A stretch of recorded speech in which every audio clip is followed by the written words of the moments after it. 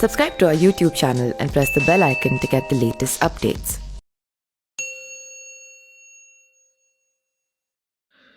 नमस्कार, मैं पिंटू सिंह यादव आप सभी का स्वागत करते हैं न्यूज लाइव में। दोस्तों, उत्तर प्रदेश चुनाव को लेकर लगातार टिकट के बंटवारे शुरू हो रहे हैं, तो कई जगह पर जो कैंडिडेट टिकट चाहते थे उनको नहीं मिल पा रहा है और पार्टी कोशिश कर रही है कि और किसी और सीट से चुनाव लड़ ले। लेकिन इन सब में चर्चा अगर किसी की हो तो वो बाहुबली नेताओं की ना हो, ये कैसे हो सकता है। कई सारे नेता ऐसे हैं जो जेल में बंद चुनाव लड़ने की आस में अभी भी खड़े हैं, तो कई लोग जेल में बंद हैं और उनको टिकट भी मिल गया है। और इस कड़ी में मुख्तार अंसारी और मुख्तार अंसारी के बेटे को लेकर लगातार चर्चा हो रही है। हालांकि ये तय है कि मऊ विधानसभा सीट से मुख्तार अंसारी सुभाषपा के टिकट पर चुनाव लड़ सकते हैं, तो वहीं अब्बास अंसारी जो लगातार अपने घोसी विधानसभा क्षेत्र में काफी ज्यादा सक्रिय रहे थे, तो उनको टिकट काट दिया गया है। और समाजवादी पार्टी ने भारतीय जनता पार्टी से मंत्री जो शामिल हुए थे समाजवादी पार्टी में, उनको टिकट दे दिया है। तो अब कयास ये लगाए जा रहे हैं कि आखिर अब्बास अंसारी कहां से चुनाव लड़ेंगे, क्या बागी हो गए हैं या फिर वो चुनाव लड़ेंगे। जी हां, बात करें तो अब्बास अंसारी बागी नहीं हुए,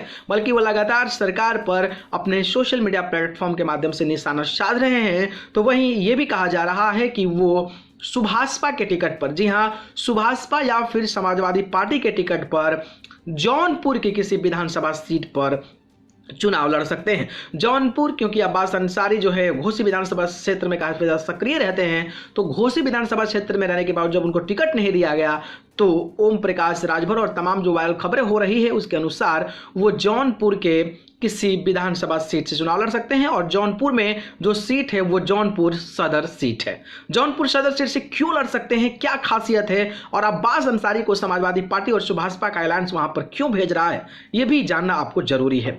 जी हां, बात करें तो 2017 में जौनपुर विधानसभा सीट से कांग्रेस के नदीम जावेद, बीजेपी से गिरीश चंद्र यादव, बीएसपी से दिनेश टंडन चुनावी मैदान में उतरे थे। और आगामी चुनाव के लिए सभी चेहरे भले ही तय न हो, लेकिन सभी नेता काफी ज्यादा सक्रिय दिख रहे हैं। जौनपुर सदर की अगर मैं बात करता हूं तो वहां पर मुस्लिम और वैश्य मतदाताओं की संख्या सर्वाधिक है। बीते चुनाव में इस सीट के शिया मुस्लिमों ने भारतीय जनता पार्टी को खुलकर समर्थन दिया था और 2017 में भाजपा के गिरीश चंद यादव ने 90,324 वोट पाकर जीत दर्ज की थी।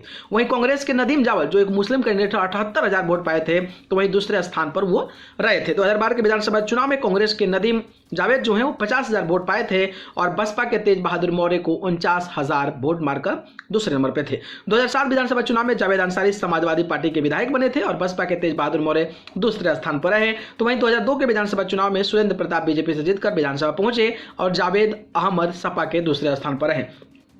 तो इस सीट को समीकरण को देखकर तो यह लगता है कि यहां पर यादव हो या फिर मुस्लिम हो, ये दोनों कैंडिडेट लगातार जीत दर्ज कर पाए हैं और उसमें से कांग्रेस के भी मुस्लिम विधायक है। हालांकि कांग्रेस का लगभग उत्तर प्रदेश में वर्चस्व खत्म हो चुका है, तो वहां पर जो निर्णायक वोटर्स हैं वो मुस्लिम हैं और वहां पर यादव भी अगर एमएलए बन चुके हैं, तो वहां यादवों का भी वोट बैंक काफी तगड़ा है। तो अगर यादव और मुस्लिम वोट बैंक को साधने में अगर अखिलेश यादव और सुभाष का पार्टी जो है वो मजबूत साबित होती है, तो जौनपुर की सीट समाजवादी पार्टी के खाते में आ सकती है। और शायद इसीलिए अब्बास अंसारी एक मुस्लिम चेहरा के तौर पर, क्योंकि वहां पर जो मुस्लिम चेहरे हैं वो तय करते हैं कि आखिरकार वो कौन जीतेगा, किसको मतदान दिया जाए, तो जिस तरफ वो झुक जाते हैं कारवा उधर ही चल जाता है। तो इस तरीके से अब्बास अंसारी पर लोग वहां पर दाव लगाने की कोशिश कर रहे हैं। अब देखना दिलचस्प होगा कि क्या इस विधानसभा सीट पर अब्बास अंसारी को टिकट मिल पाता है, और टिकट मिल पाता है तो कितना सही साबित हो पाता है, ये बेहद देखना दिलचस्प है।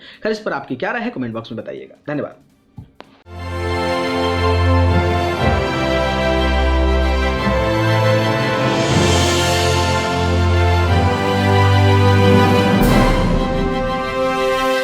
Subscribe to our YouTube channel and press the bell icon to get the latest updates.